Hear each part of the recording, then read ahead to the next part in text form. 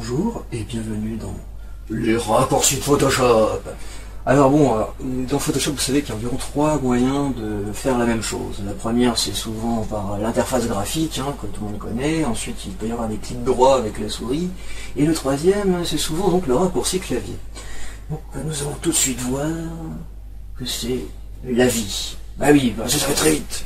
Alors donc, je vais essayer d'aller très vite pour vous expliquer comment utiliser à peu près tous les raccourcis clavier que je numérote ou je dénomme ou je sais plus comment on dit dans mes vidéos. Donc pour ça, condenser une vidéo entière uniquement sur les raccourcis clavier.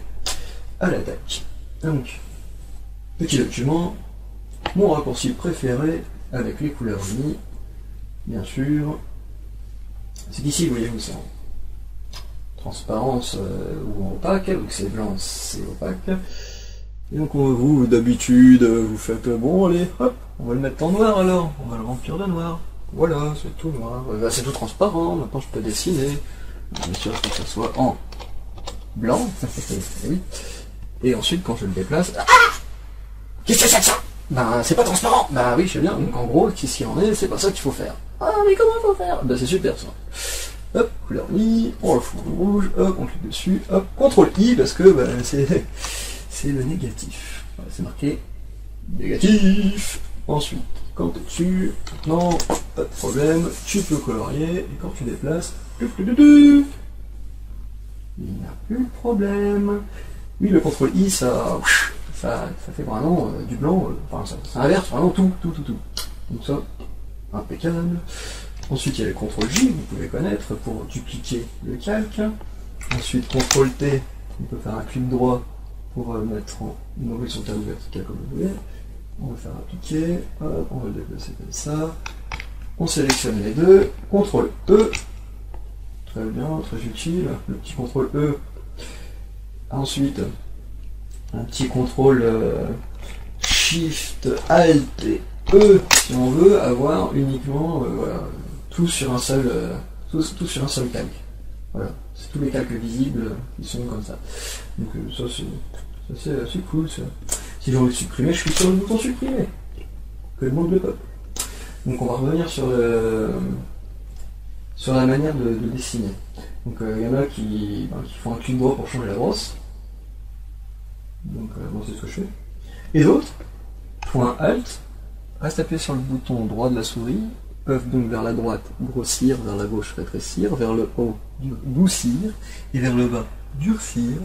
Donc c'est quelque chose de très efficace pour si vous voulez changer vite fait votre brosse. Ou sinon, à tout moment si vous voulez vous voulez récupérer une couleur dans votre brosse, vous restez appuyé sur Alt, comme ça. Hop. Vous pouvez changer à tout moment la couleur. C'est assez rapide et efficace. Mais bon, moi je vous assure, le pot de peinture, je l'utilise jamais. Ça je le laisse toujours en dégradé. Alors comment je fais? Super simple.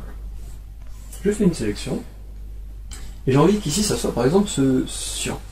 Je vais faire un X pour changer, pour permuter le premier en deuxième, enfin en deuxième plan, couleur d'arrière-plan. Et donc là je fais CTRL Del, c'est le bouton juste au-dessus d'entrée.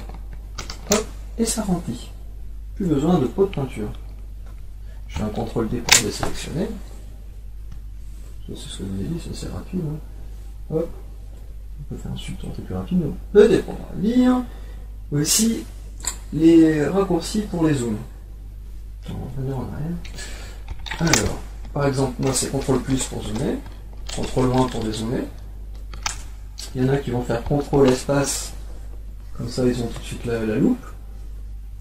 Et si jamais vous n'avez pas le navigateur et vous le voulez, et que vous êtes en train de dessiner, colorier et tout ça, et bien vous faites espace V, et vous cliquez sur votre document, et comme ça vous avez tout de suite la possibilité de bouger dans votre document. Il y en a qui ne connaissent pas, donc je préfère le signaler. Donc il y a aussi les doubles clics, bon ça c'est pas vraiment des raccourcis clavier, mais bon, double clic main et double clic loupe pour être en 100% ou à taille de document. Mais bon, c'est vrai que c'est pas... C'est un petit hors-sujet mais que j'aime bien signaler.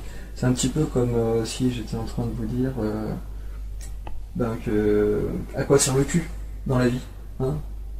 Un hors sujet? Mais non, mais dans la vie, ça sert le cul, ça sert à changer la sélection. Mais oui, par exemple, je reste appuyé sur CTRL. Hop, je peux donc sélectionner un calque. Mais j'aimerais bien, par exemple, retirer cette petite partie. Donc j'appuie sur Q. Hop. Donc là, tout ce qui est rouge, c'est ce qui n'est pas sélectionné. Ce qui est rouge, ce qui est sélectionné. Donc je prends ma petite brosse. Ici, je vois bien que c'est en noir et en blanc. Donc j'aimerais bien que ce soit en noir, pour dire que ce soit de la transparence. Et voilà. Après, je refais Q. Et voilà. Comme ça, je peux faire un copier-coller. Voilà. Ici, il y a Alt entre deux calques. C'est très intéressant. Comme ça, ça peut donc lier, faire une sorte donc, de masque avec un contenant. Donc, voilà. Impeccable. Vous savez tout, c'est très bien. Bon, maintenant on va parler d'un petit problème qu'on a fréquemment, qui est comment remettre quelque chose, on va dire, aux normes, en blanc, ou un truc très rapidement. Par exemple, j'ai un fond rouge, mais j'ai aucun truc qui peut me permettre de faire du blanc tout de suite. Donc ce que je vais faire, c'est en 2 clics, en 2 raccourcis clavier, mettre le fond en blanc. Donc en premier, j'ai le D, pour le mettre en noir et blanc, le côté couleur. Et ensuite, CTRL Del pour remplir. Et voilà. En 2 raccourcis clavier, je te rends ça comme si c'était tout au début de Photoshop, tout est propre, tout est nickel. Donc ça va très rapide comme ça.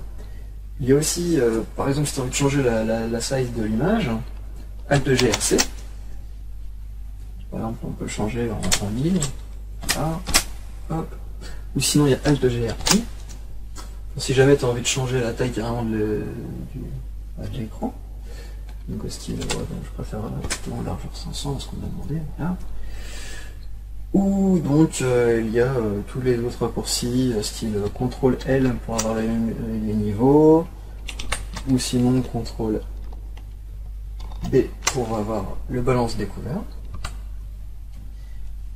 Mais par contre, je vais vous montrer vite fait les petits raccourcis pour certains outils que vous avez peut-être l'habitude d'utiliser. Par exemple, la transformation de marionnette.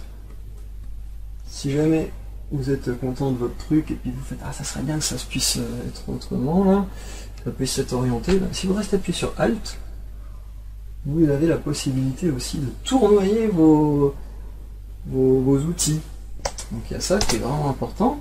Ou si par exemple vous êtes donc en CTRL L, vous êtes en train de retoucher vos niveaux, tout ça, là, de votre image. Bon, on va pas du tout faire ça sur le fond pour que vous compreniez un peu, voilà. On fait ouais, youpi, aïe. Ah, j'ai envie de réinitialiser. Restez appuyé sur Alt et réinitialiser apparaît. C'est vraiment très utile. Et sinon, il y a le pavé numérique.